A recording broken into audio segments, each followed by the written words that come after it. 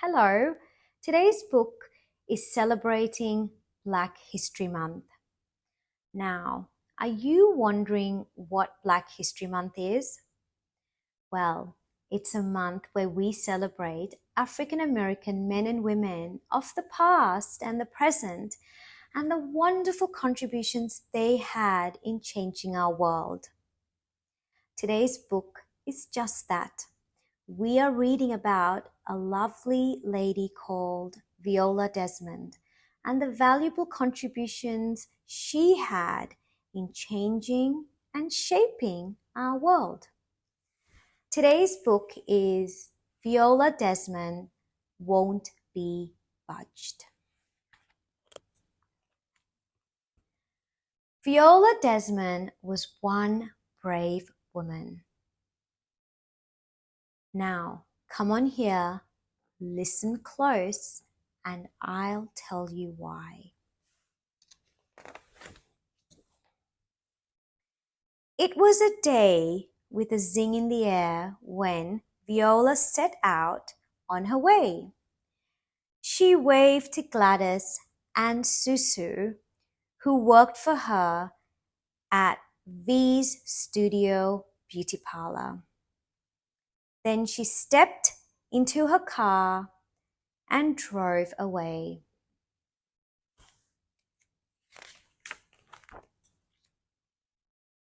Viola drove those winter wet roads with care.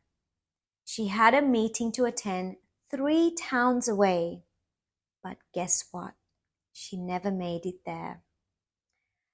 First she heard a rattle, then she heard a clunk, and her car began to shake.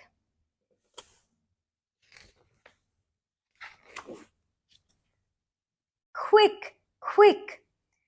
Viola drove into New Glasgow, Nova Scotia, to the garage. The mechanic said it would take some long hours to fix up the car. So Viola made plans to pass the time.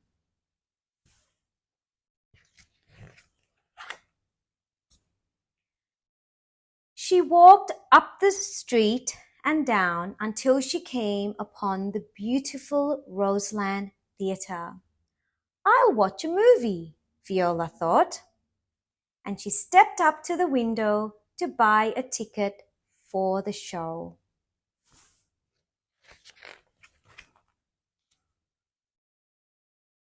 Her ticket in hand, Viola found the perfect seat, right down close where she could see real good. But then she felt a tap on her shoulder. She looked up into the face of the usher. You have a cheap upstairs ticket, she said. You have to go up to the balcony. Well, said Viola, that cashier must have made a mistake. I'll just go on and buy me a main floor ticket then. The usher shook her head.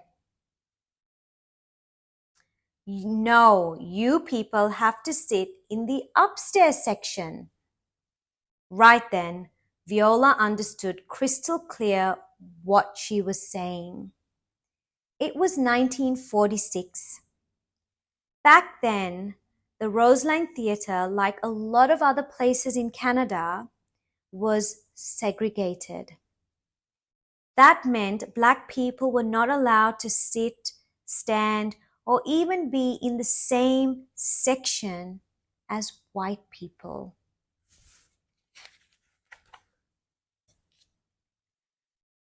Viola felt sad. Viola felt scared. But most of all, Viola was mad. Look, she said, I am willing to pay the right price, and this is the seat I want. So I am not moving. Well, said the usher and went to tell the manager. Well, said the manager and went to phone the police. And before you knew it, all three of them came up to Viola to insist that she move to the balcony.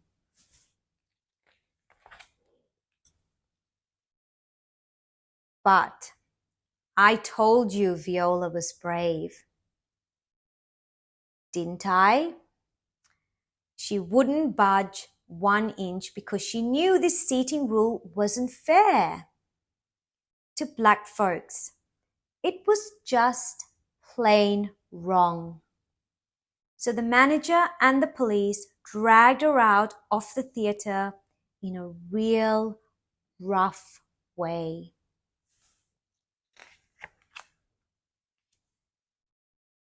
They took Viola to jail.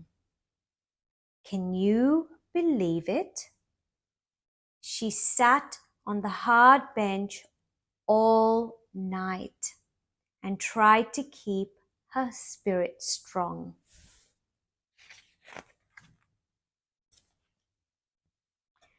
The next morning, Viola was taken before a judge and charged with not paying the proper ticket price.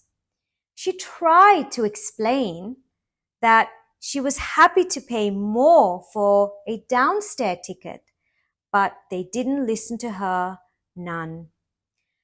Viola was charged a fine of $20, which was a whole lot of money in those days. Then she was free to go.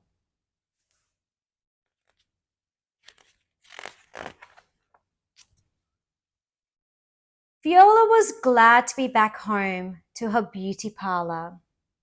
But when people came by to visit, she told them what had happened to her in New Glasgow. The story made them angry too. So Viola and the black community groups in Nova Scotia decided to appeal her charge. A year later, in 1947, they faced the Nova Scotia Supreme Court. But the judges there sure didn't want to talk about racial segregation. They said Viola's case had been fair, and they cancelled her appeal right there.